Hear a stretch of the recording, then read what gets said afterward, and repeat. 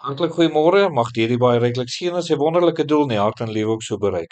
Nou lieve vriende, hier is 'n kweekstertjie, jy mag hulle seker al oral in ons land al gesien het, maar dis 'n baie goeie voeltjie om in die tuin of daar rondom die huis te hê, aangesien hulle nogal leef op insekte wat muskiete insluit, en dan muggies en vliee. Hulle vang ook mure.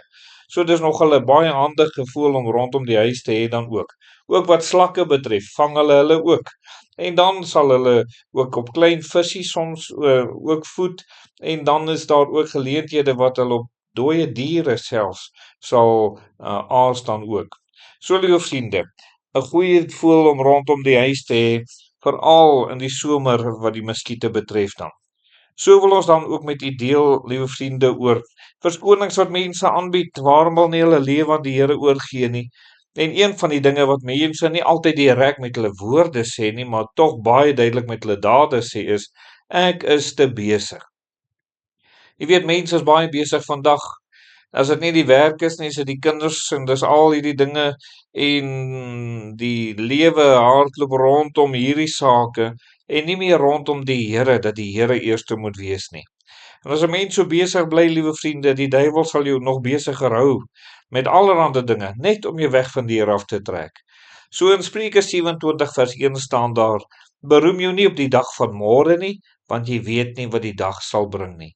So liewe vriende, as u daaraan moet dink dat u dalk môre die ewigheid kan ingaan, gaan u vir die Here dan ook kon sê dat u te besig vir hom is? Of sal u eerder gesê het, Here, ek moes tyd gemaak het om met u reg te maak, om seker te maak dat ek in die regte verhouding met u is?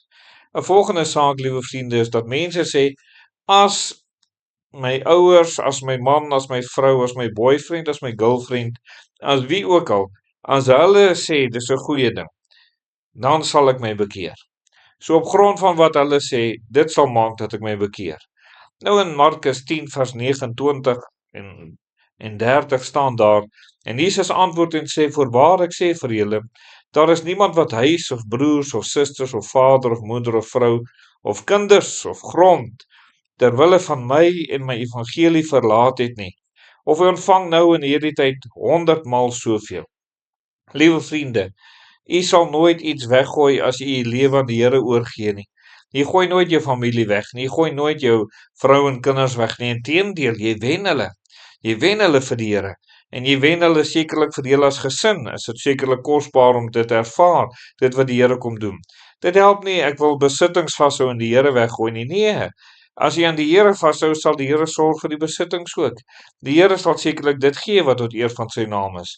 Wil u nie opnuut sien dat die duiwel u doodeenvoudig mislei om menseopinie of tydelike opinie na te volg? Dis belangrik dat jy die ewigheid moet navolg dan ook. Die volgende wat daar is in die laaste vanoggend is, daar is mense wat sê, daar is nog baie tyd om met die Here reg te maak. Ek is nog jonk, en as ek nou klaar is met skool, dan het ek nou eers my jongmenslewe, en dan is gewoonlik raak ons bietjie besig, en ons trou, en liewe vriende, en ons kinders, en dan sit die kinders, en dan het ons nog steeds baie tyd, want ons dink ons is jonk, as ons weer sien, dan sê ons, oeps, ons is nou te oud. En liewe vriende, daar is nie baie tyd nie.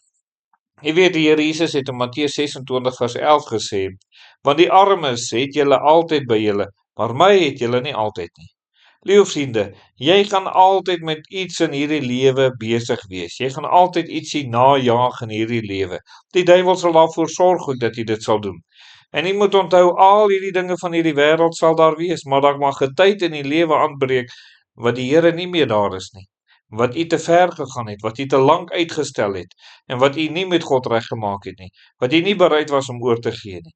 Daarom sê die Here in Jesaja 1 vers 18, kom nou en laat ons die saak uitmaak, sê die Here. God se tyd is altyd nou. U weet, die Here weet die beste tyd wanneer om met u te praat. Hy ken u baie goed, en daarom behoort u na hom te luister en op hom te reageer dan ook. Kom ons bid saam. Ons dierbare Here, baie dankie vir die liefde en dankie vir die genade. En ons bid ook vir hulle wat vandag nog mislei is. Mag hulle ook op 'n plek kom om te besef, daar's nie baie tyd nie, hulle moet nou met u regmaak. En dat hulle die geleentheid sal aangryp en dat u verheerlik sal word. Amen.